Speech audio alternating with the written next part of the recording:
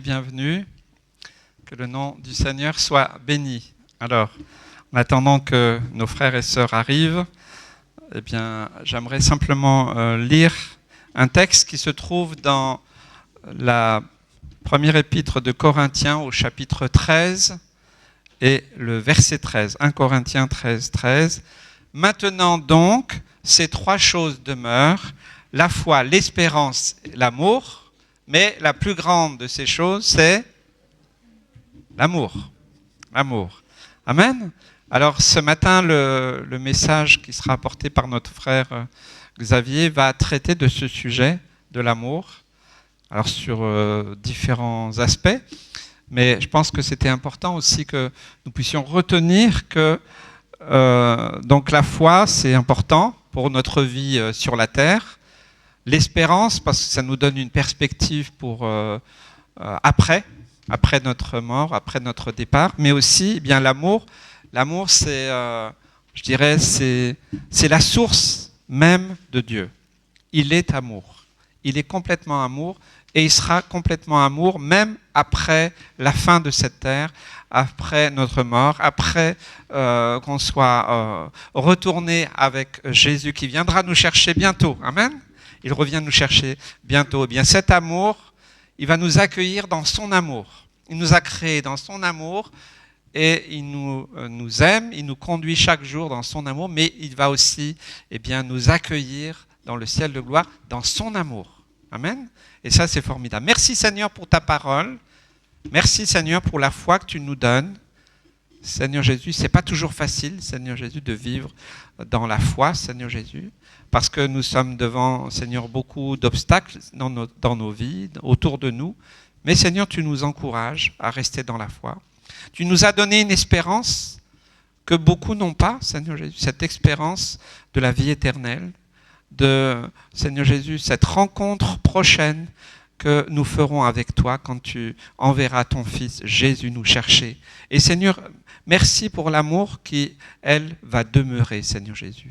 Elle est là depuis la genèse, Seigneur Jésus, de l'humanité, et jusqu'à la fin de l'éternité, qui n'a pas de fin puisqu'il y aura d'éternité en éternité. Seigneur, je veux vraiment te louer et te glorifier pour cela. Seigneur, que cet amour nous anime, Seigneur Jésus.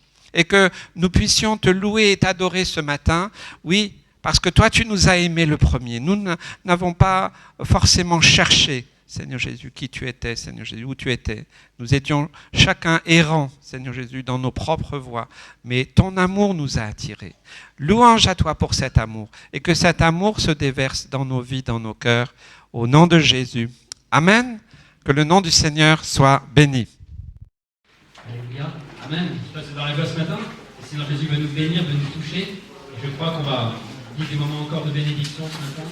Alors merci Seigneur Jésus, que Seigneur, cet amour de notre Dieu se révèle dans nos cœurs ce matin. Si ce matin on se sent loin de lui, le Seigneur Jésus va vraiment nous toucher, nous combler. Et ce chant qui dit Dieu a tant aimé le monde, Alléluia, qui a donné son Fils unique afin que quiconque croit en lui ne périsse point, mais ait la vie éternelle.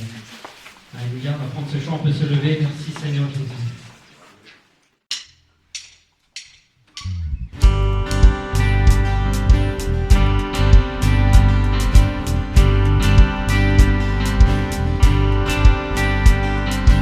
Que l'âme épuisée, les cœurs assoiffés viennent à la source qui ne tarit pas.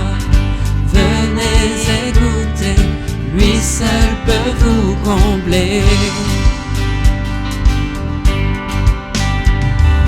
Que tous les pécheurs découvrent sa grâce, quand sa demeure, ils trouvent leur place. Venez et trouvez ce que vous recherchez. Car Dieu a tant aimé chacun de nous qu'il a donné son Fils pour nous sauver. Et ceux qui croiront en lui vivront à jamais.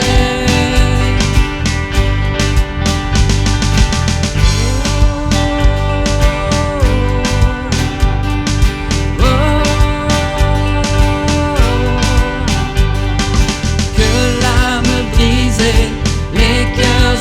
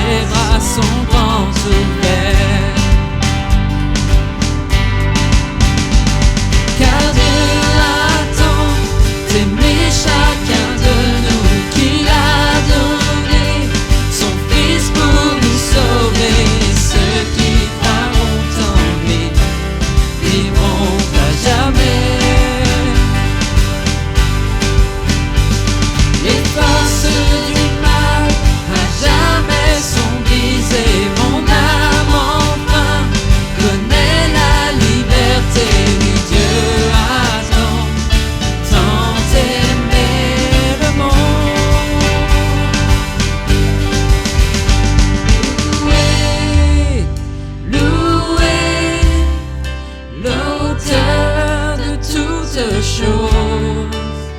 Chantez, chantez les merveilles de son amour. Louez, louez l'auteur de toutes choses. Chantez, chantez les merveilles de son amour, de son immense amour.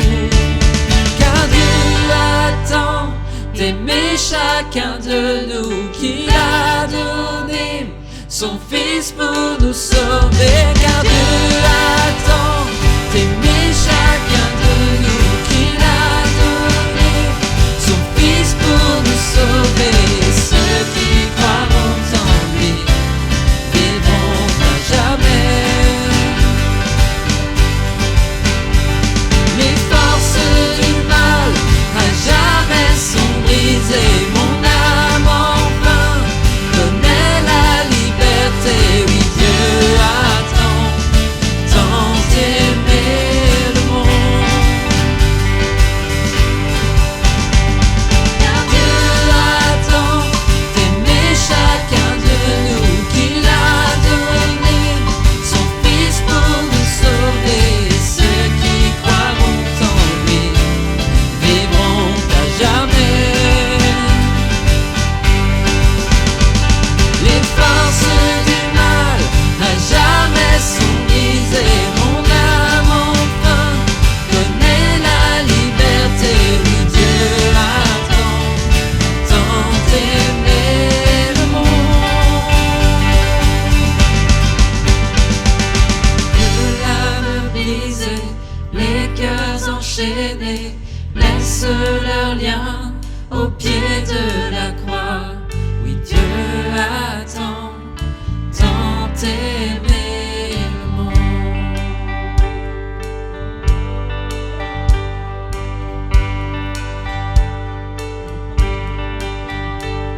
Car Dieu attend d'aimer chacun de nous, qu'il a donné son Fils pour nous sauver. Et ceux qui croiront en lui vivront à jamais. Les forces du mal à jamais sont brisées. Mon âme enfin connaît la liberté. Oui, Dieu attend tant d'aimer le monde. Car Dieu attend d'aimer chacun de nous, qu'il a donné son Fils pour nous sauver. Et ceux qui croiront en lui vivront à jamais. Les forces du mal à jamais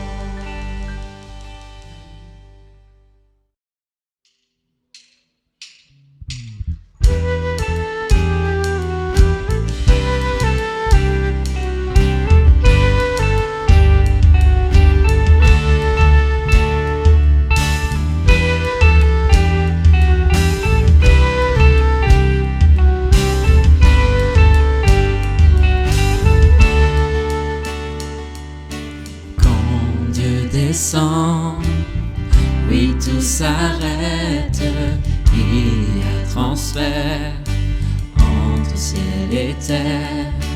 Quand il descend, l'atmosphère change, il y a transfert entre ciel et terre. Quand Dieu descend, quand Dieu descend, oui, tout s'arrête, il y a transfert entre ciel et terre. Quand il descend, l'atmosphère change, il y a transfert entre ciel et terre. Le Saint-Esprit est là, le Saint-Esprit est là, le Saint-Esprit est là, le Saint-Esprit est là. Les maladies s'enfuient, les aveugles voient, les paralytiques sautent de joie, les stériles enfantent, les sourds entendent, par sa puissance, par sa puissance. Les maladies s'enfuient, les aveugles voient, les paralytiques sautent de joie, les stériles enfantent, les sourds entendent, par sa puissance, par sa puissance.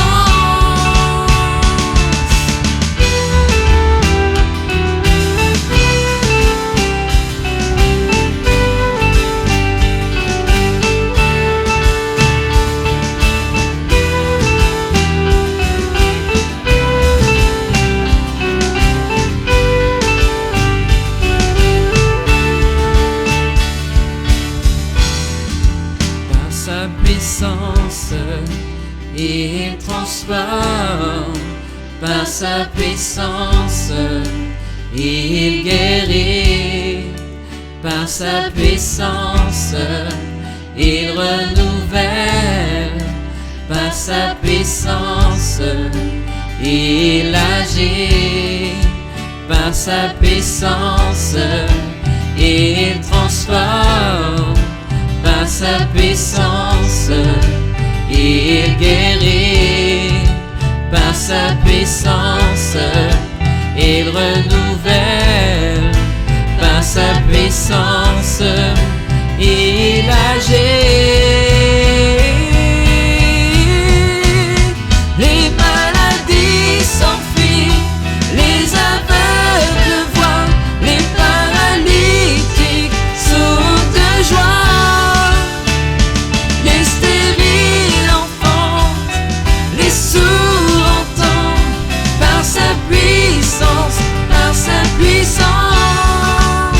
Les maladies s'enfuient, les aveugles voient, les paralytiques sautent de joie, les stériles enfantent, les sourds entendent, par sa puissance, par sa puissance.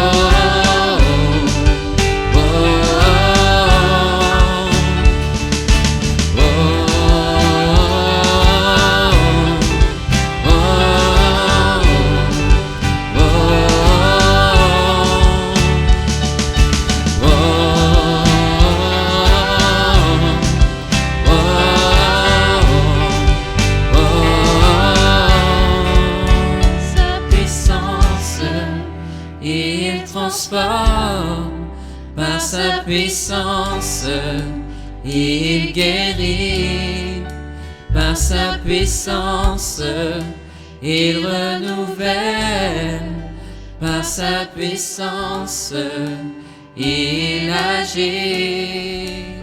Par sa puissance, il transforme. Par sa puissance, il guérit. Par sa puissance, il renouvelle. Par sa puissance, il agit. Les maladies s'enfuient, les aveugles voient, les paralytiques sautent de joie. Les stériles enfantent, les sourds entendent, par sa puissance, par sa puissance.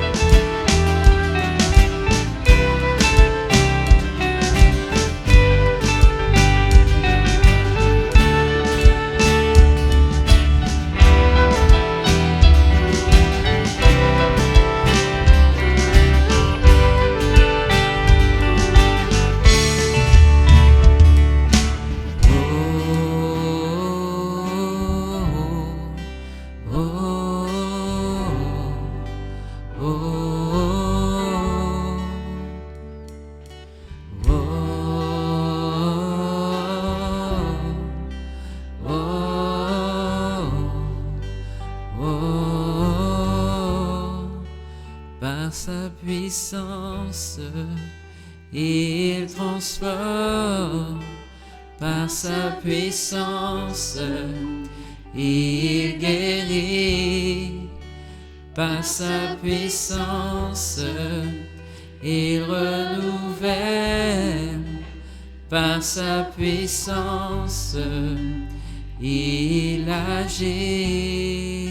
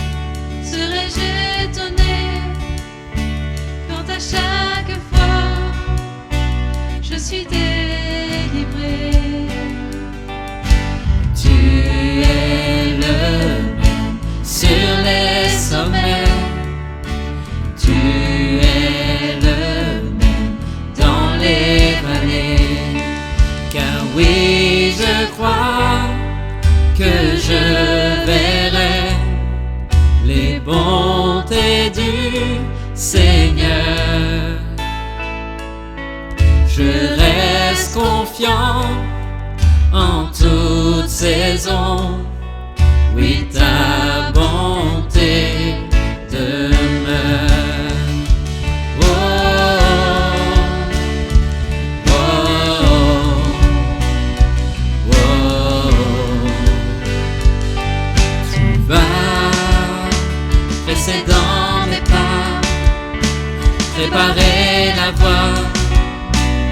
me béniras. C'est plus que toutes mes idées, que toutes mes pensées peuvent imaginer.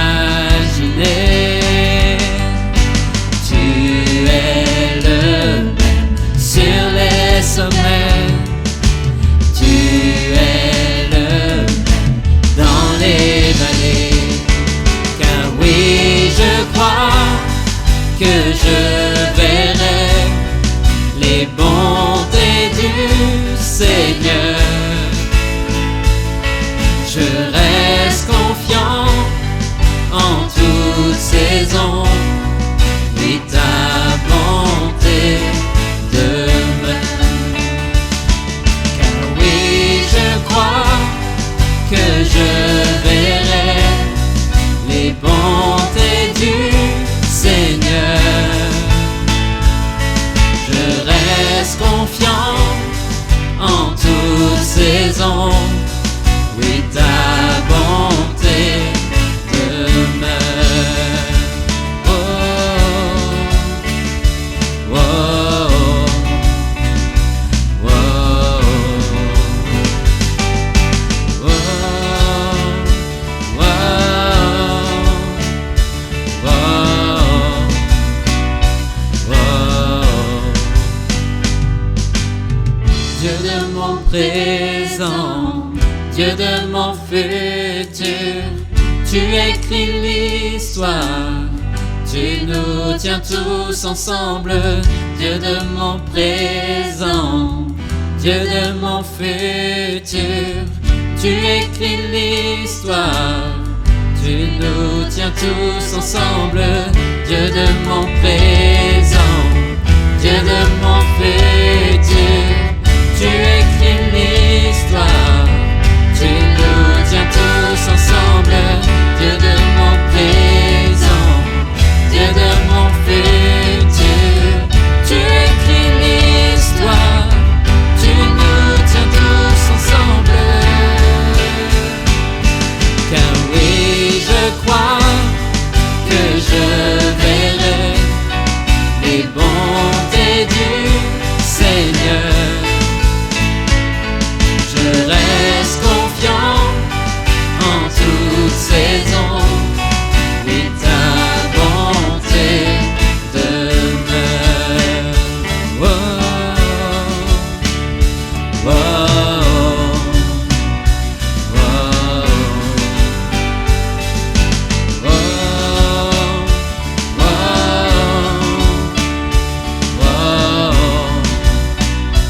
oh, Dieu de mon présent, Dieu de mon futur, tu écris l'histoire, tu nous tiens tous ensemble. Dieu de mon présent, Dieu de mon futur, tu écris l'histoire, tu nous tiens tous ensemble. Dieu de mon présent, Dieu de mon futur, tu écris l'histoire, tu nous tiens tous ensemble. Dieu de mon présent, Dieu de mon futur, tu écris l'histoire, tu nous tiens tous ensemble.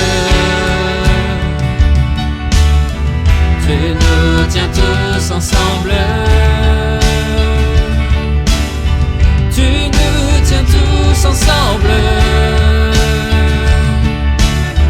Tu nous tiens tous ensemble.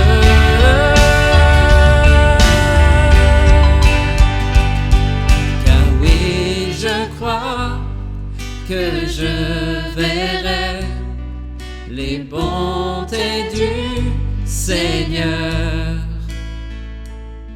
Je reste confiant en toute saison, oui, ta bonté demeure.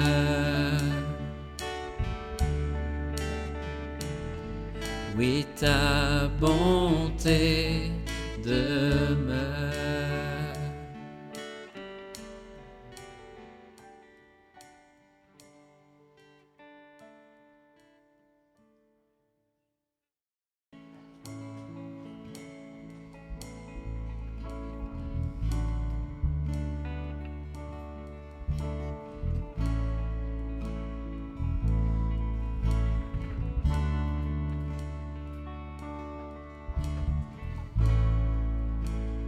Attire-moi à toi.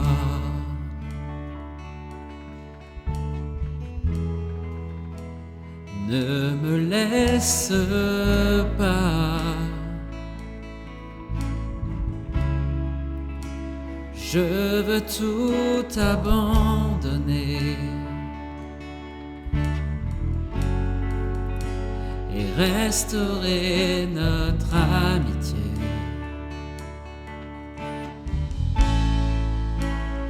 Tu es mon désir.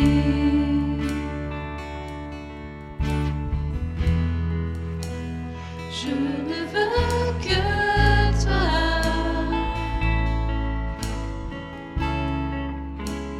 Rien ne peut te remplacer.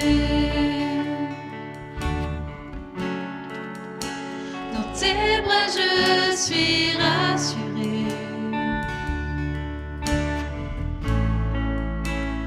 Montre-moi la voie qui me ramène à toi.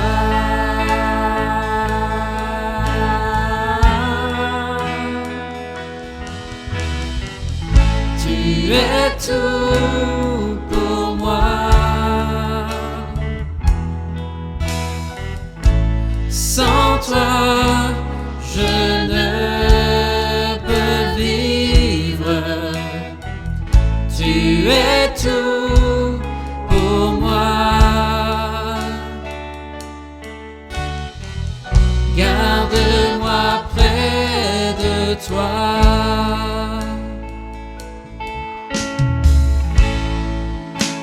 Attire-moi à toi.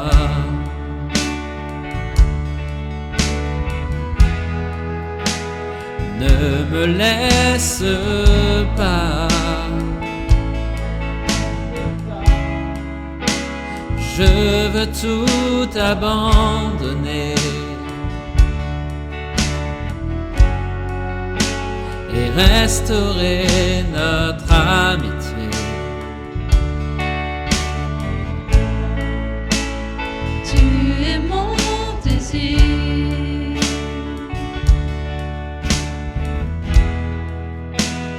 Je ne veux que toi.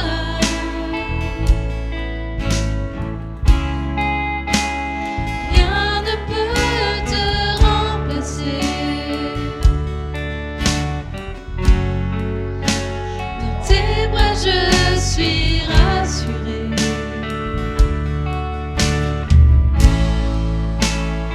Montre-moi la voie qui me ramène à toi.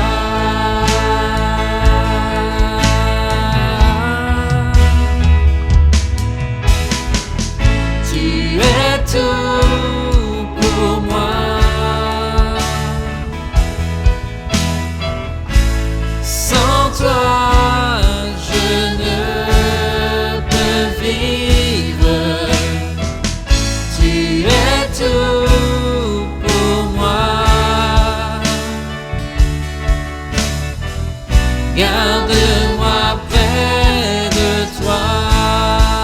Tu es tout. Tu es tout pour moi. Sans toi, je ne peux vivre. Tu es tout pour moi. Jésus, tu es tout pour moi. Garde-moi près de toi.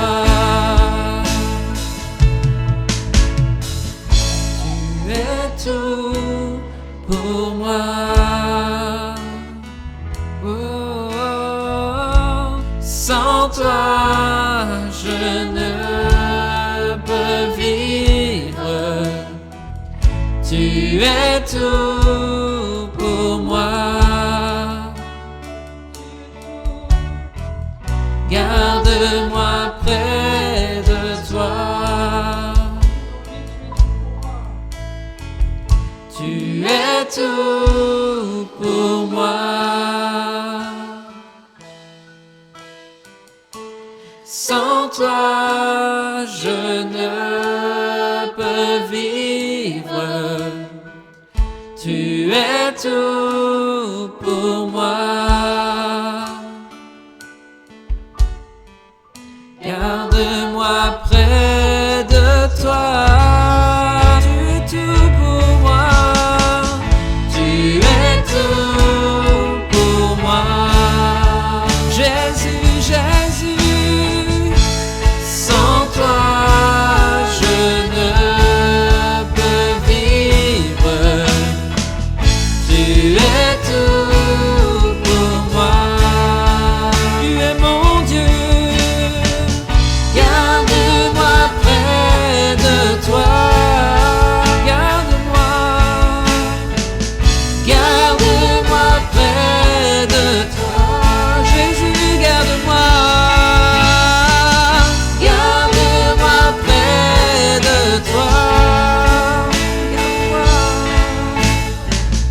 Garde-moi près de toi. Tu es si bon, tu es si bon. Garde-moi près de toi.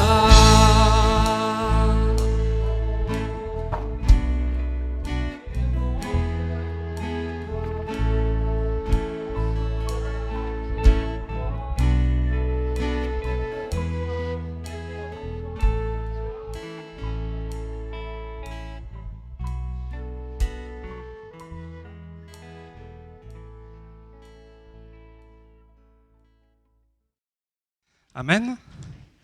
Il est tout pour moi. Amen.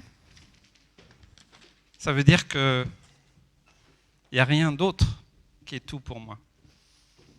C'est formidable de pouvoir pas seulement le chanter, le parler, mais le vivre aussi au quotidien. Je vais libérer les enfants. Donc il y a club aujourd'hui, énergie pour les petits avec Audrey, Dynamo avec Monique et puis Impact Plus avec Véronique. Voilà, on bénit les enfants, les moniteurs, monitrices.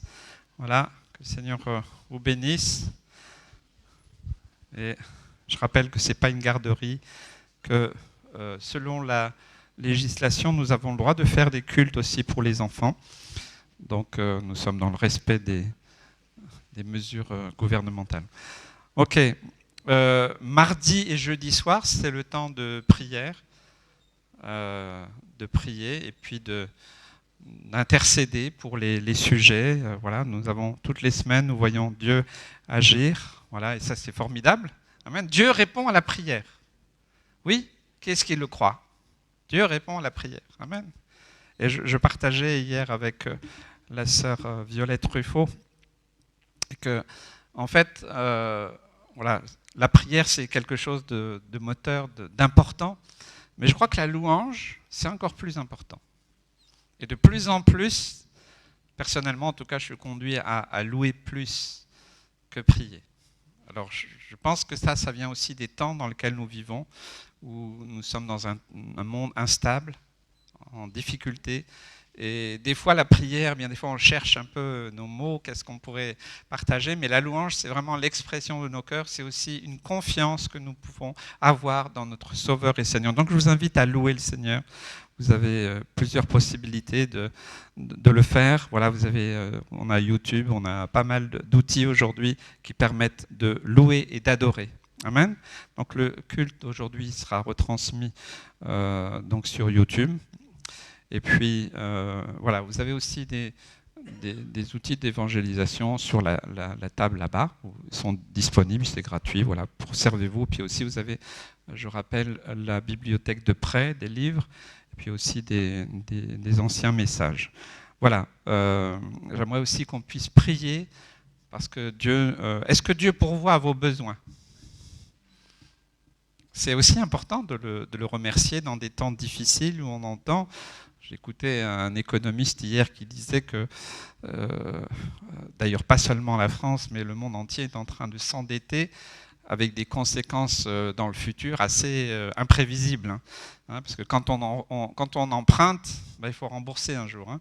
Donc voilà, il semble repousser tout ça. Mais donc nous sommes sans doute à la veille de difficultés aussi économiques. Et nous pouvons aussi remercier le Seigneur en toute simplicité que nous pouvons garder ce local et que nous pouvons continuer à nous réunir. C'est aussi une grâce. Amen. Merci Seigneur pour ce que tu nous donnes jour après jour. Tu pourvois chacun de nos besoins dans tous les domaines, Seigneur Jésus, que ce soit pour les besoins, Seigneur Jésus, de santé, affectifs, Seigneur Jésus, mais aussi financiers, Seigneur Jésus. Tu pourvois aux besoins. Seigneur, ce matin, s'il y a quelqu'un qui manque de quelque chose, Seigneur, je prie pour que tu le bénisses, que tu l'encourages à te louer, à te faire confiance, Seigneur, à prier en toute simplicité. Et toi, Seigneur Jésus, qui es ce Dieu d'amour, de grâce, eh bien, Seigneur, nous savons que tu vas prendre soin de chaque personne. Que ton nom soit béni. Amen. Maintenant, nous voulons accueillir la parole du Seigneur et je vais laisser Xavier qui va nous apporter ce message que le Seigneur a mis sur son cœur. Voilà, que Dieu soit béni.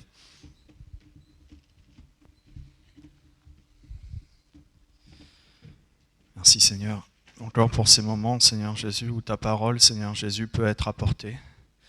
Je prie, Seigneur Jésus, pour que tu diriges ces moments, Seigneur Jésus. Tu vois, Seigneur, ce que tu m'as inspiré, ce que j'ai pu préparer. Mais je te demande, Seigneur Jésus, de prendre le contrôle, Seigneur Jésus, de mes pensées, de mes paroles. Et je te demande également que ces mots, Seigneur Jésus, ces pensées, Seigneur Jésus, puissent encourager, exhorter ton peuple, puisque ce matin, tu es pour chacun, Seigneur Jésus, une parole précise, une parole qui va agir, Seigneur, une parole réma, Seigneur, une parole qui va produire son fruit, Seigneur Jésus, jusque dans l'éternité. Alors merci pour ce moment, Seigneur Jésus, donne-nous d'être attentifs à ta parole et inspire-moi, Jésus. Amen. Ce matin, je vais vous parler de 1 Corinthiens 13, de l'amour, et donc on va lire ce chapitre, donc 1 Corinthiens 13. Quand je parlerai les langues des hommes et des anges, si je n'ai pas la charité, je suis un airain qui résonne ou une cymbale qui retentit. Et quand j'aurai le don de prophétie, la science de tous les mystères et toute la connaissance, quand j'aurai même la foi jusqu'à transporter des montagnes, si je n'ai pas la charité ou l'amour, je ne suis rien.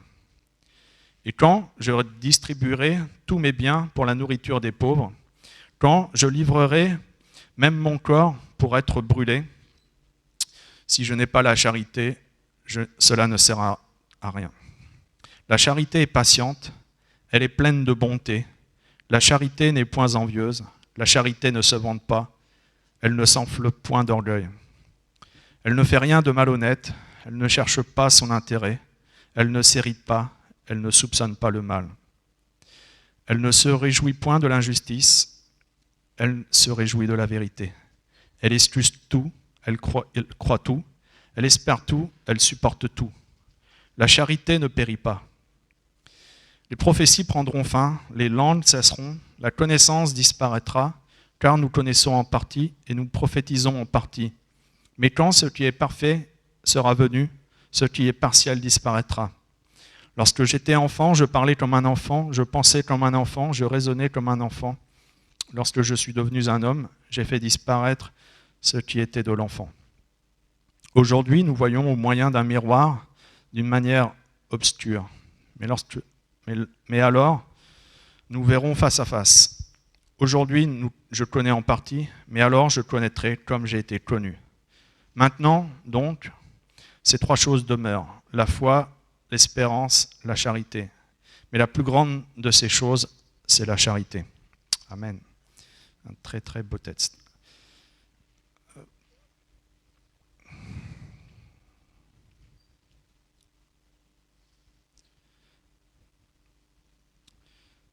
Donc le texte que nous venons de lire ce matin, 1 Corinthiens 13, c'est un des textes les plus populaires de la Bible.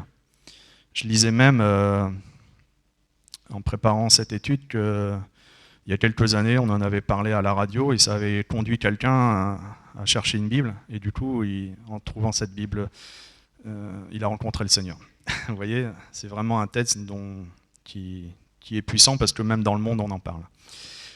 Ce texte, certains enseignants de la Bible l'ont appelé l'hymne à l'amour. Donc ça pourrait être le titre d'une chanson. Vous savez, l'hymne européen, c'est l'hymne à la joie. Donc c'est le nom de la musique de Beethoven, je crois. Et donc le 1 Corinthiens 13, on pourrait l'appeler l'hymne à l'amour. Le terme amour qui est utilisé ici par Paul, c'est le terme agapé. Et ce matin, je voudrais qu'on médite ensemble sur ce terme agapé. C'est quoi l'amour agapé? Et ce que je voudrais voir avec vous, c'est que l'amour agapé, c'est un amour puissant et c'est l'amour dont nous avons besoin dans notre génération, dans notre siècle. Ça a été assez fort en préparant ce message. C'est que on a besoin en tant que chrétien de l'amour agapé, mais on va en avoir de plus en plus besoin. On va en avoir de plus en plus besoin dans ce monde. Donc il y aura 3 temps ce matin à notre méditation. Dans un premier temps, on va voir un peu ce qu'est l'amour agapé, le définir. Dans un deuxième temps, on verra les caractéristiques essentielles de cet amour. On verra que c'est un amour profond. Et enfin, on terminera en voyant quelle est l'importance de cet amour pour nous aujourd'hui. Donc d'abord, l'amour agapé. Il faut savoir qu'en grec, il y a 3 mots pour désigner l'amour. Le premier mot, c'est éros. Éros, ça désigne un amour physique, ça désigne l'amour charnel, l'amour sensuel. En français, ça a donné le mot érotique. C'est ce qu'on utilise, par exemple, pour parler de films érotiques, de livres érotiques. Donc, vous voyez à peu près ce que c'est que l'amour éros. Le deuxième terme pour parler de l'amour en grec, c'est philia. Philia, ça désigne l'amour affectif, le fait d'avoir des sentiments pour quelqu'un, pour une chose. L'amour philia, il se décline par l'amitié, par l'attention, par l'écoute que l'on a pour des personnes, pour l'attachement que l'on a pour une chose. En français, le terme philia, on le retrouve dans 2 mots. Par exemple, dans le terme philosophie. Philosophie, c'est philia, l'amour, et sophia, la sagesse. Donc la philosophie, c'est l'amour de la sagesse. L'amour dans le sens qu'on est attaché à la sagesse. On retrouve également ce sens dans le mot philanthrope. Philanthrope, il y a philia, l'amour, et anthropos, anthropos en grec, l'homme. Et donc, un philanthrope, c'est quelqu'un qui aime le genre humain, qui aime les hommes. Un philanthrope, ça désigne en français une personne qui est très généreuse, qui donne beaucoup d'argent pour les autres. Par exemple, aux États-Unis, c'est très courant, les gens qui réussissent dans le business, après, ils donnent beaucoup d'argent à des œuvres de charité pour bâtir des écoles, pour bâtir des bibliothèques. Et donc, on appelle ces personnes-là des mécènes, mais on les appelle aussi des philanthropes. Donc, vous voyez, un philanthrope, c'est quelqu'un qui est généreux avec son argent. Donc, on a vu les 2 premiers mots pour désigner l'amour en grec. Maintenant, le 3e mot en grec pour désigner l'amour, c'est agapé. C'est le terme qu'on va méditer ensemble ce matin. L'agapé, ça désigne un amour total, un amour don, un amour désintéressé. L'amour qui se donne totalement sans rien attendre en retour. L'amour agapé, c'est un amour qui est inconditionnel, il n'y a pas de condition. Lorsqu'on aime quelqu'un d'un amour agapé, on l'aime totalement, on l'aime, on s'abandonne à lui, on renonce à soi-même. L'agapé, ça va jusqu'au sacrifice. On se sacrifie pour la personne que l'on aime. Donc c'est la forme la plus haute de l'amour, l'amour agapé. Parce qu'il n'est pas basé sur le physique, on n'aime pas la personne pour ce qu'elle nous procure physiquement, on n'aime pas la personne à cause des sentiments qu'on peut éprouver pour elle, mais on l'aime parce que on se donne totalement. Et donc c'est un amour qui est vraiment spirituel. Donc c'est la forme la plus haute, c'est la forme la plus spirituelle de l'amour, l'amour agapé. Ce qui est intéressant, c'est que dans la Bible, l'amour agapé, ça désigne l'être même de Dieu. En 1 Jean 4,8, il nous est dit « car Dieu est amour ». Et Jean, lorsqu'il dit « Dieu est amour », il dit « Dieu est agapé ». L'amour de Dieu, c'est l'amour agapé, c'est l'amour total, c'est l'amour inconditionnel, c'est l'amour qui se donne, qui se donne totalement.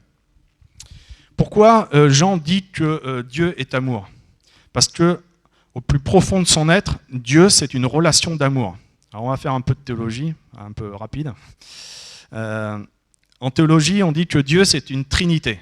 Alors je ne vais pas vous expliquer tout en détail la Trinité, parce que même juste dans l'éternité, on n'aura pas fini de comprendre ce qu'est la Trinité. Mais si on veut faire je vais vous donner la clé pour comprendre ce que c'est la Trinité. En fin de compte, la clé pour comprendre la Trinité, c'est une relation d'amour. C'est la relation d'amour qu'il y a entre le Père, le Fils et le Saint-Esprit. Et lorsque vous comprenez que la Trinité, c'est une relation d'amour, vous avez la clé pour tout comprendre. Enfin, si on approfondissait le sujet, on développerait le truc, mais en tout cas, si vous devez retenir une chose, pour comprendre la Trinité, il faut penser en termes d'amour, en termes de relation d'amour. Donc, dans la Bible, nous voyons que le Père, il aime le Fils. C'est ce qu'on découvre au moment du baptême de Jésus, parce que Luc, par exemple, en Luc 3, au verset 21 à 22, il nous dit « Lorsque Jésus fut baptisé, pendant qu'il priait, le ciel s'ouvrit et le Saint-Esprit descendit sur lui sous une forme corporelle, comme une colombe. Et une voix fit entendre du ciel ces paroles « Tu es mon Fils bien-aimé, car en toi j'ai mis toute mon affection. » Donc au moment du baptême de Jésus, pendant que Jésus ressort de l'eau, le Saint-Esprit descend sous une forme d'une colombe, et en même temps le Père exprime son amour envers son Fils en lui disant « Tu es mon Fils bien-aimé ». Et donc publiquement, le Père, Dieu le Père, a démontré son amour pour son Fils en disant publiquement « Tu es mon Fils bien-aimé ». Donc le Père aime Jésus depuis l'éternité, il l'aime d'un amour profond, d'un amour agapé. En retour, le Fils aime le Père. C'est ce que Jésus a révélé à ses disciples au moment lorsqu'ils étaient sur le chemin de Gethsémanée. Jésus dit « Afin que le monde sache que j'aime le Père ». Donc vous voyez, il a dit publiquement à ses disciples qu'il aimait le Père. Donc vous voyez, le Père aime le Fils aime le Père, donc la relation d'amour entre le Père et le Fils, qui est réciproque, et le témoin de cet amour, c'est le Saint-Esprit. Et ce qui est merveilleux, c'est que cet amour que le Saint-Esprit constate entre le Père et le Fils, dont lui-même est bénéficiaire, il le communique aux croyants. Et c'est ce que nous révèle l'apôtre Paul en Romains 5, parce que l'amour de Dieu est répandu dans nos cœurs par le Saint-Esprit qui nous a été donné. Vous voyez, ce qui est magnifique, c'est que c'est comme si le Saint-Esprit prenait l'amour de Dieu, l'amour qui existe entre le Père, le Fils et le Saint-Esprit depuis l'éternité, qui existe depuis toujours. Si vous préférez, c'est que Dieu, il aurait pu garder cet amour. Ils étaient tranquilles tous les trois, là, le Père, le Fils, le Saint-Esprit, et ils s'aimaient, quoi, donc c'était cool. Mais ce qui est merveilleux, c'est qu'ils n'ont pas voulu garder cet amour pour eux. Ils ont voulu le communiquer. C'est pour ça que les hommes ont été créés. C'est pour que l'homme soit en relation d'amour avec Dieu. Et malheureusement, c'est qu'à cause du péché, l'homme a brisé cette relation d'amour qu'il avait avec Dieu. Et ce qui est magnifique, c'est lorsqu'on est de nouveau, lorsqu'on devient enfant de Dieu, le Saint-Esprit vient en nous, et le Saint-Esprit prend cet amour de la Trinité et nous le met en nous. Parce que l'amour de Dieu est répandu dans nos cœurs par le Saint-Esprit. Donc, si vous êtes né de nouveau, si vous avez fait cette rencontre avec Dieu, avec Jésus, l'amour de la Trinité, il est en vous. L'amour divin est en vous, il est répandu par le Saint-Esprit. Enfin, vous voyez, on ne réalise pas des fois en tant que chrétien, vous voyez, on est chrétien, on s'habitue, je dirais, à des choses un peu religieuses, un peu habituelles, et on ne réalise pas la puissance que c'est que d'être chrétien, que d'être né de nouveau. On devient enfant de Dieu, et la vie de Dieu se développe en nous, vous voyez. C'est pour ça, normalement, on devrait être dans la joie tout le temps, enfin, on a la vie divine en nous, on a Jésus qui vit en nous, c'est plus moi qui vis, c'est Christ qui vit en moi, et l'amour de la divinité, l'amour du Père, du Fils, du Saint-Esprit est en nous, vous voyez, c'est magnifique. Donc, l'amour agapé, l'amour qui est en Dieu depuis l'éternité, il est répandu dans nos cœurs par le Saint-Esprit. Maintenant, quelles sont les caractéristiques de cet amour agapé ? Ce que l'on voit en lisant 1 Corinthiens 13, c'est que Paul ne donne pas moins de 15 caractéristiques de cet amour agapé. Et en plus, en préparant, je me suis souvenu que on pourrait rajouter d'autres caractéristiques. Je vais vous expliquer. Vous connaissez tous le fruit de l'esprit, il y a 9 aspects, il y a 9 qualités au fruit de l'esprit. Et lorsqu'on lit Galates 5, il nous est dit que le premier fruit de l'esprit, c'est l'amour. Et il y a beaucoup d'enseignants de la Bible qui disent que l'amour, en fin de compte, c'est le fruit de l'esprit en soi. Si vous préférez, c'est qu'en fin de compte, les huit autres qualités ne sont que des déclinaisons de l'amour. Si on pourrait dire, le fruit de l'esprit, c'est l'amour, point. Et du coup, Paul, en disant la paix, la joie, l'amour, la patience, etc., enfin, la bonté, la patience, etc., ne fait qu'expliquer, ne fait que développer, il donne les caractéristiques de l'amour. Et donc, si vous prenez 1 Corinthiens 13 avec les 15 caractéristiques, plus vous ajoutez celles de Galates 5, on en arrive à peu près à 23 caractéristiques de l'amour de Dieu. Donc c'est pour dire quelle est la profondeur, la richesse, la complexité de l'amour divin. Vous voyez, l'amour de Dieu, c'est pas, c'est quelque chose de riche, c'est quelque chose de profond, c'est quelque chose de puissant. Et comme je disais tout à l'heure, même dans l'éternité, on découvrira encore la profondeur de cet amour. Donc on ne va pas s'ennuyer au ciel, vous voyez. Si vous avez peur de vous ennuyer au ciel, on aura encore plein de choses à découvrir au ciel. Et on découvrira qui est Dieu. Et on n'aura jamais fini d'en faire le tour. Parce que Dieu, il est tellement puissant que... tellement... Comment dire, enfin, Dieu, voilà, même l'éternité, on n'arrivera pas à en faire le tour. Donc préparez-vous parce que vous n'allez pas vous ennuyer. Donc on va survoler un peu ces 15 caractéristiques. Et là, je vais lire les versets 4 à 7 dans la Bible du français courant. Donc les versets 4 à 7 en Bible français courant. Qui aime est patient et bon. Il n'est point envieux. Il ne se vante pas. Il n'est pas prétentieux. Qui aime ne fait rien de honteux. N'est pas égoïste. Ne s'irrite pas, n'éprouve pas de rancune. Qui aime ne se réjouit pas du mal. Il se réjouit de la vérité. Qui aime supporte tout, garde en toutes circonstances la foi, l'espérance et la patience. Donc, on va survoler rapidement ces 15 caractéristiques. Donc, l'amour est d'abord patient. La patience, ici, c'est le fait de supporter le mal. Vous voyez, il y a du mal dans le monde, on le constate, mais on le supporte. Ça, c'est la patience. L'amour est bon. Donc, bon, ici, il faut comprendre que l'amour fait du bien. L'amour cherche le bien de l'autre. Lorsqu'on aime quelqu'un, on cherche le bien de cette personne. L'amour n'est point envieux, c'est-à-dire qu'il n'y a pas de jalousie. Si les autres réussissent, si les autres sont bénis, on n'est pas jaloux de leur réussite, on n'est pas jaloux de leur bénédiction. Il ne se vante pas, il n'est pas prétentieux. Donc l'amour, en soi, il est humble. Il ne met pas en avant sa personne, il ne met pas en avant ses succès, il ne met pas en avant sa réussite. L'amour ne fait rien de honteux, c'est-à-dire qu'il ne fait rien qui puisse choquer les autres. On ne cherche pas à les heurter. Lorsqu'on aime quelqu'un, on respecte une certaine courtoisie, on a un certain respect pour la personne. Il n'est pas égoïste, donc il ne cherche pas son intérêt, mais l'intérêt des autres. Et donc dans l'amour, dans l'amour agapé, il y a vraiment l'idée, enfin j'en ai parlé tout à l'heure, mais il y a vraiment l'idée d'un don total, d'un renoncement à soi-même, d'un sacrifice. L'amour agapé, ça va jusqu'au sacrifice de soi. Il ne s'irrite pas, il n'éprouve pas de rancune, c'est-à-dire que l'amour agapé pardonne et oublie le mal.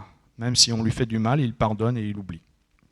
Il ne se réjouit pas du mal, c'est-à-dire que quand quelqu'un subit un mal, on ne se réjouit pas. C'est vrai que des fois, des personnes nous font des torts, et lorsque eux subissent des torts, on peut se dire bien fait pour eux, vous voyez. Bon, bah ça, c'est pas de l'amour. Même si humainement, je comprends qu'on puisse se réjouir, mais vous voyez, ça c'est charnel, ça c'est pas spirituel. Il se réjouit de la vérité. Donc il y a vraiment un lien très fort entre l'amour et la vérité. Donc lorsqu'on aime quelqu'un, il faut lui dire la vérité. Parfois, dire la vérité, c'est blessant, donc il faut être mesuré dans ce qu'on dit, mais il faut quand même dire la vérité, parce que c'est en disant la vérité avec amour que la personne peut changer, peut transformer, peut évoluer. Donc des fois, lorsqu'on nous dit nos 4 vérités, ça ne nous fait pas plaisir, mais c'est ça aussi qui nous permet de grandir. Il faut accepter aussi des fois de regarder les choses en face, et les gens ne nous disent pas les choses pour nous blesser, mais des fois pour nous faire grandir, pour qu'on réalise que voilà, qu'il y a des choses mauvaises en nous et qu'il faut les corriger pour progresser. Donc c'est ce que nous rappelle l'apôtre Paul en Éphésiens 4 au verset 15. Au contraire, en proclamant la vérité avec amour, nous grandirons en tout vers le Christ qui est la tête. Donc vous voyez, lorsqu'on dit la vérité à quelqu'un avec amour pour son bien, il y a une perspective, c'est que la personne grandisse. Et spirituellement, c'est pareil, des fois, il faut dire aux frères, aux sœurs, des choses dans la vérité, parce que c'est ça qui va les aider à s'approcher de plus en plus de Jésus. L'amour supporte tout, il garde en toutes circonstances la foi, l'espérance et la patience. Donc pour résumer ces 4 dernières qualités, on pourrait dire que l'amour supporte le mal, supporte tout, il pardonne, il espère toujours que le bien va finir par l'emporter sur le mal. Donc il faut vivre vraiment dans l'espérance. Vous voyez, en tant que chrétien, on doit vivre dans l'espérance. Ça, c'est important. Le mal n'aura jamais le dernier mot. Le bien va toujours l'emporter. Donc quelles que soient les circonstances dans lesquelles on est, il faut vivre dans l'espérance. Dieu n'a pas terminé son œuvre, Dieu n'a pas dit le dernier mot.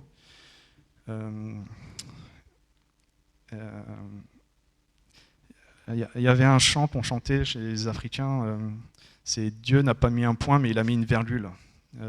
Préféré, c'est que des fois, il y a des ruptures dans nos vies, il y a des difficultés, mais c'est des virgules. Dieu continue son œuvre, et au final, le bien va l'emporter. Donc, c'est important dans les temps dans lesquels on est de vivre de l'espérance, les chrétiens et le peuple de l'espérance. Ça, c'est un trait des Juifs.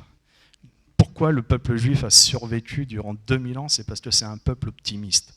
Et ils se sont pris plein de trucs dans la tronche, mais à chaque fois, ils croyaient que le bien allait l'emporter. Et les Juifs, vous savez, à Pâques, ils disent l'an prochain à Jérusalem. Ils étaient en déportation, etc. Mais l'an prochain à Jérusalem. Et durant 2000 ans, ils ont dit l'an prochain à Jérusalem. Et ça s'est accompli, vous voyez. Et c'est une attitude vraiment qu'on peut admirer chez les Juifs, c'est cette espérance, c'est un peuple optimiste, c'est un peuple qui ne se laisse jamais abattre, c'est un peuple qui va toujours de l'avant. Et voilà, Dieu a béni cette espérance, puisque maintenant ils sont retournés en Israël. Donc vous voyez, en tant que chrétien, là, on peut s'inspirer du peuple juif, hein. On peut avoir cette espérance, on peut avoir cette attitude optimiste. Dieu n'a jamais dit le dernier mot et les promesses de Dieu vont s'accomplir. Agape, l'amour agapé, ça servait aussi à désigner les repas en commun au début de l'Église primitive. Les premiers chrétiens passaient beaucoup de temps ensemble et ils mangeaient ensemble et on appelle ces repas des agapes. C'est pour ça qu'on appelait les repas qu'on faisait ensemble ici à l'Église des agapes. C'était en mémoire, en souvenir, un rappel de ces repas que les chrétiens partageaient ensemble. On les a appelés des agapes parce qu'il devait y avoir un amour fraternel très très fort durant ces repas. Par exemple, en acte 2, 46, on parle de ces repas. Donc Luc dit « Ils étaient chaque jour tous ensemble assidus au temple, ils rompaient le pain dans les maisons et prenaient leur nourriture avec joie et simplicité. » Donc on voit que les premiers chrétiens, ils allaient au temple, ils priaient ensemble, et après la prière, ils se retrouvaient dans les maisons, ils rompaient le pain, peut-être une référence à l'Eucharistie, à la Sainte Seine, à l'Eucharistie, appelons-la comme on veut. Repas du Seigneur, enfin, il y a plusieurs appellations. Eucharistie voulant dire, vous comprenez que c'est catholique, mais à la base ça signifie action de grâce. Donc le repas du Seigneur, c'est une action de grâce, c'est le fait de rendre grâce, de remercier Dieu pour ce qu'il a fait pour nous à la croix. Pour ça on peut l'appeler l'Eucharistie. Malheureusement, c'est que ces repas, au lieu de garder cette atmosphère plein d'amour, plein de joie, plein de simplicité, ces repas ont été l'objet de débordements et de divisions entre les chrétiens. Et c'était le cas à Corinthe, À Corinthe, les chrétiens se rassemblaient ensemble pour manger ensemble, mais au lieu de le faire dans l'amour, dans la joie, dans la simplicité de cœur, comme en Actes, ils se retrouvaient pour médire les uns sur les autres, pour se séparer, pour se critiquer. Et c'est ce que l'apôtre Paul rappelle en 1 Corinthiens 11, du verset 18 au verset 21. Et d'abord, j'apprends que lorsque vous vous réunissez en assemblée, il y a parmi vous des divisions. Et je le crois en partie.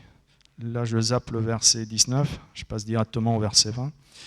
Lorsque donc vous vous réunissez, ce n'est pas pour manger le repas du Seigneur, car quand on se met à table, chacun commence par prendre son propre repas, et l'un a faim tandis que l'autre est ivre. N'avez-vous pas des maisons pour y manger, pour y boire, ou méprisez-vous l'Église de Dieu?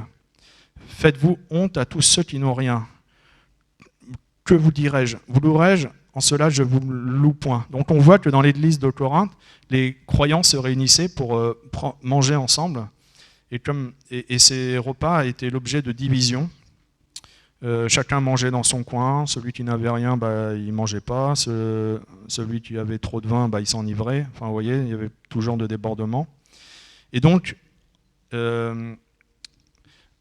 Paul écrit 1 Corinthiens 13 pour rappeler à l'église de Corinthe que l'important, c'est d'avoir l'amour.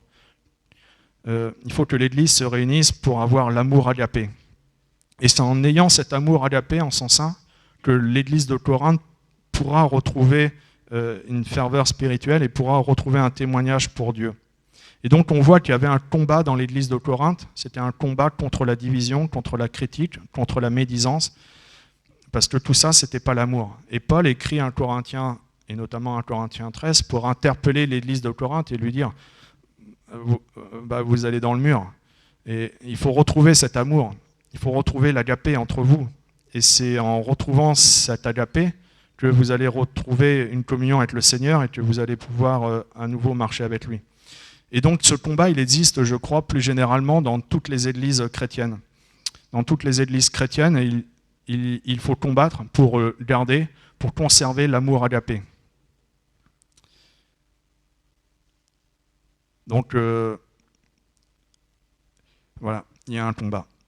L'amour agapé, il y a une 16e caractéristique, c'est qu'il est éternel en français courant, et sinon dans second, il est traduit par il ne périt point. Pourquoi l'amour agapé est éternel? Pour deux raisons. Déjà, une raison logique, c'est que Dieu est éternel, c'est un de ses attributs. Dieu ne disparaît pas, Dieu n'a ni commencement ni fin, donc il est éternel.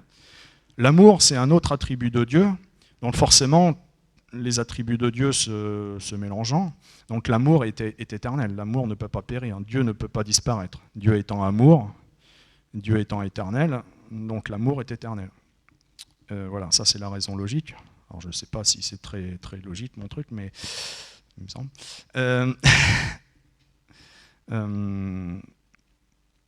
L'autre raison, c'est que c'est lié au retour du Seigneur.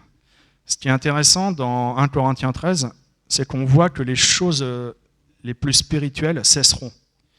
Elles disparaîtront. On voit que les dons de l'esprit, par exemple, vont disparaître au moment du retour du Seigneur. On lit en 1 Corinthiens 13, au verset 8 à 10, « Les prophéties prendront fin, les langues cesseront, la connaissance disparaîtra, car nous connaissons en partie et nous prophétisons en partie. Et quand ce qui est parfait sera venu, ce qui est partiel disparaîtra. » Donc Paul ici dit que les prophéties, les langues, les paroles de connaissance disparaîtront, elles prendront fin. Et quand est-ce qu'elles prendront fin? Quand ce qui est parfait sera venu. Qui est parfait, c'est Jésus. Donc lorsque Jésus reviendra, les dons spirituels cesseront. Ensuite, on voit que la foi et l'espérance aussi disparaîtront. Parce que la foi, c'est croire en Jésus, c'est croire ce que Jésus a fait dans le passé, qu'il est mort à la croix, etc. Mais lorsque Jésus sera physiquement là, il n'y aura plus besoin de croire en lui, quoi. Ça sera évident, Jésus sera là, donc on n'aura plus besoin de la foi. l'espérance aussi disparaîtra, parce que espérer, c'est quelque chose pour le futur. J'espère que je vais avoir une promotion, j'espère que je vais partir en vacances, j'espère que le Covid va disparaître. Donc ça, c'est quelque chose de futur. J'espère que Jésus va revenir, mais une fois que Jésus est là, il n'y a plus besoin d'espérer, il est là. Donc l'espérance au retour de Jésus disparaîtra. La seule chose qui ne cessera pas au retour de Jésus, c'est l'amour, parce que les croyants auront une communion parfaite avec lui. Et on va méditer un peu sur la communion que les croyants auront avec Jésus à son retour.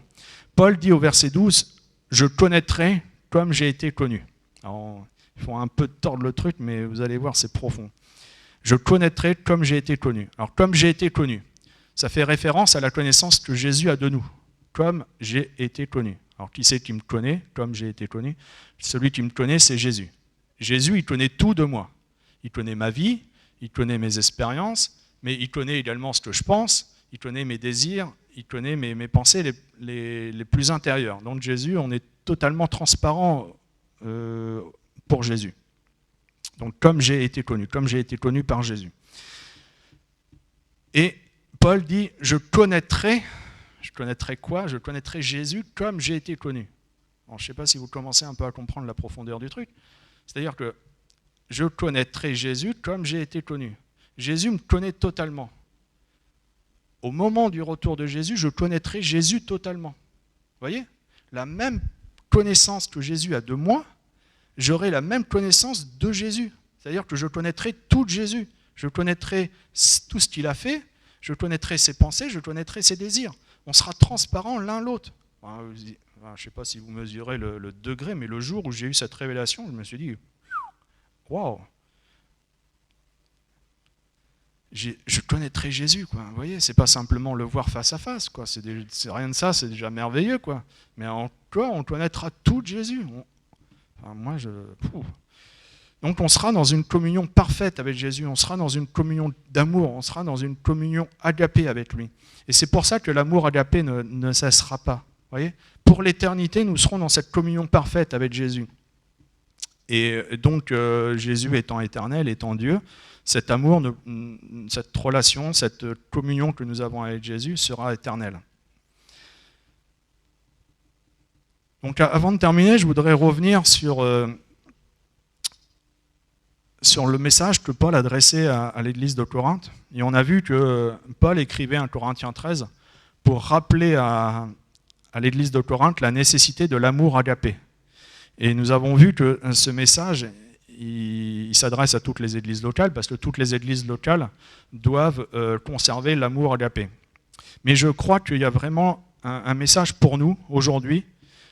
Je crois même que c'est la clé pour l'avenir de l'Église, pour notre génération. Aujourd'hui, on vit dans un monde où on a accès rapidement et facilement à tout. Enfin, franchement, lorsque je regarde 20 ans en arrière, aujourd'hui, on a accès à toute l'information, à toutes les idées. On a accès à pratiquement tout sur le plan matériel. Il faut avoir de l'argent, mais dès qu'on a de l'argent, on peut avoir pratiquement tout. Sur le plan des idées, par exemple, si je cherche des trucs, je ne sais pas, de l'information, peu importe l'information, il suffit de taper sur Google, sur YouTube, et tout de suite, on a des tas de PDF, on a des tas de vidéos qui nous expliquent de long en large, en travers, la chose qu'on recherche. Donc, 20 ans en arrière, si je voulais avoir la même masse d'informations, il aurait fallu que je passe des heures et des heures dans des bibliothèques, à lire des revues, à lire des livres. Maintenant, je tape sur Google, je télécharge les PDF qui m'intéressent, je tape sur YouTube, je trouve les tutos, je trouve les vidéos, je trouve les enseignements qui m'intéressent. Tout le monde, tout est en ligne, enfin, alors qu'auparavant, il aurait fallu des semaines et des semaines de recherche alors, je ne sais pas si vous avez connu les bibliothèques avant l'informatique, là, où il y avait des petites fiches carton. Alors, je parle d'un monde que les moins de 20 ans ne peuvent pas connaître. Mais on tirait des grands fichiers à la fac. Il y avait des grands coffres en bois où il y avait des grands tiroirs. On tirait les tiroirs. Dedans, on trouvait plein de fichiers carton. Et il fallait bouger comme ça les petites cartes les petites cartes et on s'éclatait les yeux à lire. Mais comme les cartes étaient bien tassées, c'était pas toujours évident de... Et après, il fallait trouver le livre. C'était sportif. C'était intéressant en même temps. Mais ouais, bah, c'était sympa, quoi. Mais maintenant, bon, bah, ça n'a plus de charme maintenant. Hein. Vous tapez sur Google, tac, tac, tac, on a tout. Sur le plan matériel, bah, pareil. Dès qu'on cherche un truc, bah, on tape ce qu'on cherche. Et puis, si ça nous intéresse, on passe commande sur une plateforme. Et puis, quelques jours après, on reçoit un colis. Hein. Moi, je ne suis pas un adepte de ça, mais je vois, je travaille chez des handicapés, et les handicapés, ils achètent des tas de trucs maintenant, bah, ils achètent sur des plateformes, quoi. Donc même les personnes handicapées, ils achètent des tas de trucs. Donc on a tout. Donc tout ça pour dire que notre génération a tout.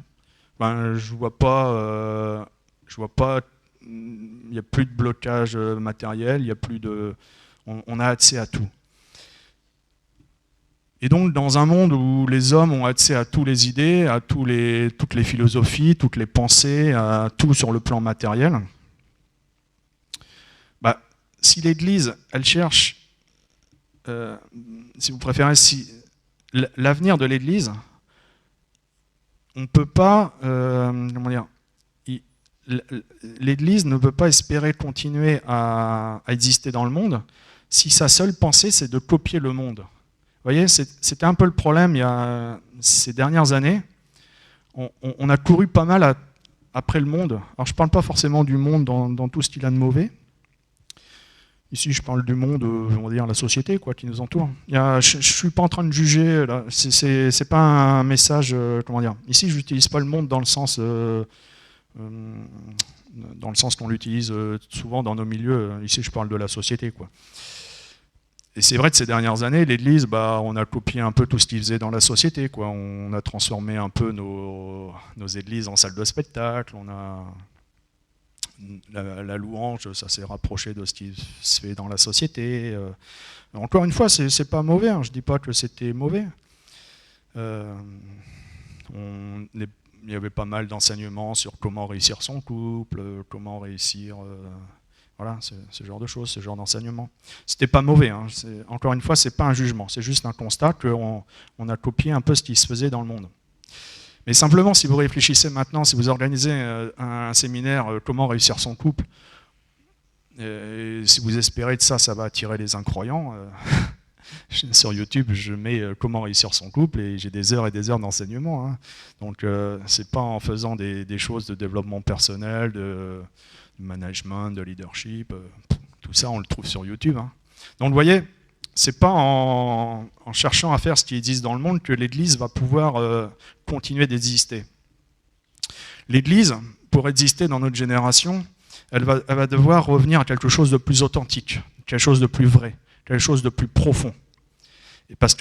Et quelque chose que le monde ne peut pas donner. Vous voyez, c'est ce que je vous ai expliqué, on a tout, hein, on a accès à tout maintenant, donc on est carrément blasé. On est limite écœuré, puisque la mode maintenant c'est de revenir à des choses, vous voyez, le minimalisme par exemple, on apprend à se dépouiller, donc on a tellement tout, on est tellement blasé que même le monde revient à des choses minimalistes, etc. Donc l'Église, pour exister, elle va devoir offrir quelque chose qui n'existe pas dans le monde. Elle va devoir incarner quelque chose qui n'existe pas dans le monde. Et qu'est-ce qui n'existe pas dans le monde? C'est l'amour agapé. Parce que c'est ce qu'on a vu tout à l'heure, c'est que l'amour agapé, ça vient de Dieu. C'est la vie divine elle-même, l'amour agapé. Et l'amour agapé, elle existe, il s'incarne dans l'Église à travers la communion fraternelle. Et c'est ça que l'on doit offrir au monde, c'est l'amour agapé. Entre nous, il doit y avoir cet amour agapé. Et c'est la clé pour la survie de l'Église, c'est la clé pour l'avenir de l'Église. S'il n'y a pas l'amour agapé, si on cherche à faire les choses du monde, management, tout ce que vous voulez, on ne va pas survivre, on va disparaître parce que le monde fait ça, mais beaucoup mieux que nous. Donc ce n'est pas la peine de chercher à faire la 8e louange qui ressemble au 8e mouvement de rap ou je ne sais quoi, ça ne va pas marcher ça. ce qui va faire la différence, c'est si on a l'amour entre nous, et cet amour qui vient de Dieu. Et donc l'Église, le défi pour l'Église, c'est d'incarner cet amour agapé dans le monde. Et je crois que là, on touche vraiment le... Enfin moi, en préparant ce message, je me suis dit, c'est vrai, c'est la seule chose. C'est la seule chose qui donnera un avenir à l'Église dans les années qui viennent. Si on a l'amour, le monde ne pourra jamais avoir cet amour. Le monde va devenir de plus en plus violent. Et il nous est même dit qu'à la fin des temps, l'amour du plus grand nombre se refroidira. Et ce qui va faire la différence, c'est si nous, on a l'amour. Si on n'a pas l'amour, on sera emporté par le monde. Par contre, si on a l'amour, on va être préservé. Et Dieu va nous bénir. L'importance de l'amour fraternel, Jésus l'a souligné en Jean 13 au verset 35. « À ceci, tous connaîtront que vous êtes mes disciples si vous avez de l'amour les uns pour les autres. » Donc si on a de l'amour les uns pour les autres, si on a cet amour agapé, on sera vraiment disciples de Jésus et le monde le verra. Ce qui est intéressant aussi pour finir, c'est que, je ne sais pas si vous connaissez les lettres aux 7 églises dans l'Apocalypse, c'est Apocalypse 2 et 3, Jésus écrit 7 lettres. 7 lettres pour 7 églises différentes. Et dans ces lettres, il y a une évaluation spirituelle des églises. Dieu dit ça c'est un point fort, ça c'est un point faible, et à la fin il y a un jugement. Ce qui est intéressant, c'est que dans les 7 églises, il y en a une seule qui reçoit que des éloges. C'est l'église de Philadelphie. Or, Philadelphie, ça signifie amour fraternel. Donc vous voyez, c'est l'Église qui incarne l'amour fraternel, qui reçoit que des éloges de la part de Dieu. Et c'est l'Église qui sera préservée durant la grande tribulation. Parce qu'en Apocalypse 3, il est dit « Parce que tu as gardé la parole de la persévérance en moi, je te garderai aussi à l'heure de la tentation. Je te garderai aussi à l'heure de la tentation qui va venir sur le monde entier pour éprouver les habitants de la terre. » Donc Dieu a prévu d'envoyer un dernier jugement. La Bible l'appelle la grande tribulation. Ici, Jésus l'appelle l'heure de la tentation. Et Jésus promet de préserver son Église. Et son Église qu'il va préserver durant la grande tribulation. Alors, on peut voir l'enlèvement, mais ça c'est un autre problème. L'Église que Dieu va préserver durant la grande tribulation, c'est l'Église qui a gardé l'amour fraternel. Donc, vous voyez, il y a vraiment un combat, il y a vraiment un enjeu spirituel autour de l'amour et autour de l'amour fraternel. Donc, pour conclure, on a vu que l'amour agapé, c'est la nature divine, c'est la nature même de Dieu, que cet amour, il est riche, il est profond, et que l'amour agapé se manifeste au milieu de l'Église par la communion fraternelle, par l'amour fraternel. Et c'est le défi que l'on doit relever aujourd'hui, c'est le défi qui nous attend, c'est que cet amour agapé soit vécu de façon concrète dans chacune de nos vies, dans chacune de nos communautés chrétiennes. Voilà le message que je voulais vous partager ce matin. Merci encore Seigneur Jésus pour ta parole, Seigneur Jésus qui est la vérité, Seigneur Jésus. Merci Seigneur Jésus de nous avoir rappelé ce matin, Seigneur Jésus, que tu es un Dieu d'amour, que tu es un Dieu qui nous aime, Seigneur Jésus, d'un amour qui nous dépasse. Que, Seigneur Jésus, tu nous invites aussi à vivre cet amour entre nous, Seigneur Jésus. Je te demande, Seigneur Jésus, que cet amour agapé, cet amour soit réel, Seigneur Jésus. Ce ne soit pas simplement une doctrine, ce ne soit pas un message de plus, mais ce soit vraiment quelque chose que nous vivions, Seigneur, au jour le jour, dans nos maisons, dans nos familles, dans nos communautés, dans ton Église, Seigneur Jésus. Parce que, Seigneur, oui, c'est ça qui va nous permettre de faire la différence dans ce monde qui devient de plus en plus dur, de plus en plus violent. Seigneur Jésus, vraiment que ton Église, Seigneur Jésus, soit remplie d'amour. Amen. Alléluia. Merci Seigneur, oui, merci pour ce message. Amen. Oui, ça fait du bien de se rappeler que oui, c'est cela que Dieu veut pour l'Église. C'est l'amour, alléluia, que nous ayons et que nous manifestions cet amour entre nous, autour de nous, et le monde verra que nous sommes vraiment les disciples du Seigneur. Alléluia. Alléluia. On va terminer avec ce chant. Contempler mon Dieu sur son trône. Amen. Cet espoir, cette espérance, quand Jésus reviendra, quand nous le verrons face à face, alléluia, de se réjouir parce que c'est un moment victorieux, un moment glorieux, un moment qui nous donne cette joie éternelle. Parce qu'aujourd'hui, si nous vivons, c'est pour lui. Ce n'est plus pour nous-mêmes, ce n'est plus pour les richesses de ce monde, mais c'est pour lui, pour le voir, alléluia. Alors qu'on puisse le prendre pleinement Alléluia, de tout notre être, nous aimons notre Sauveur Jésus, Alléluia. Il est si bon pour nous, Alléluia. Merci Seigneur, contemplez mon Dieu sur son trône.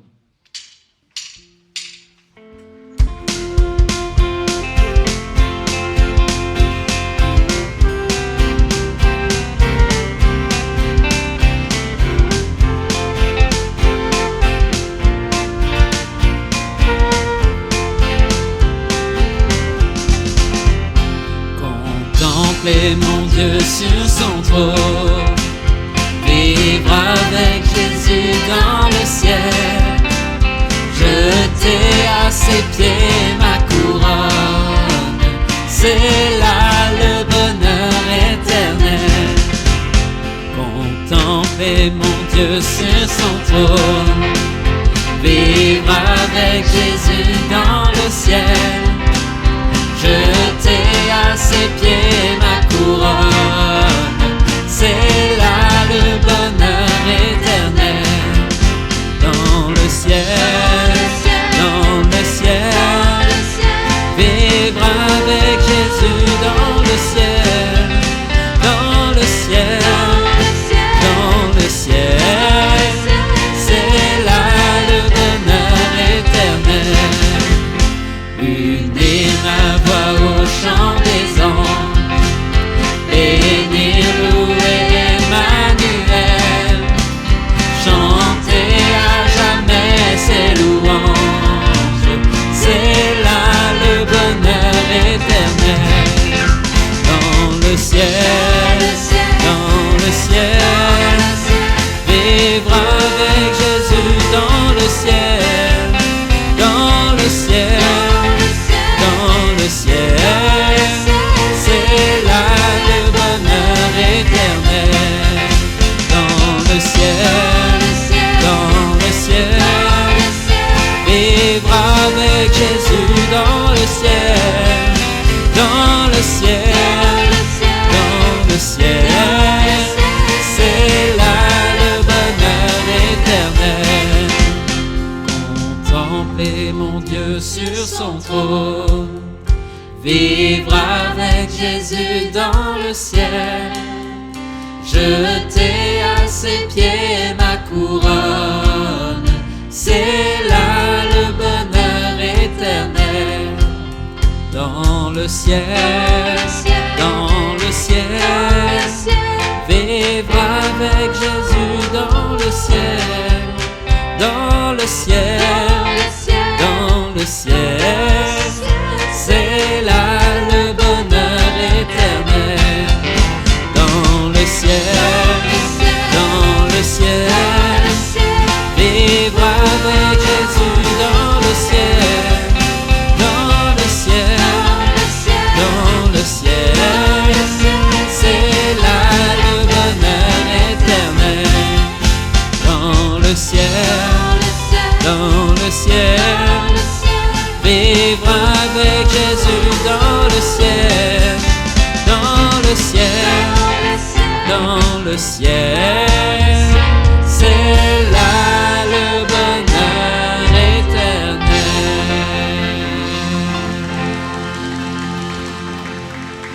Voilà, que Dieu vous bénisse, passez un bon dimanche, une bonne semaine. Et puis si quelqu'un a besoin de la prière, ne repartez pas, venez, je prierai avec vous et pour vous.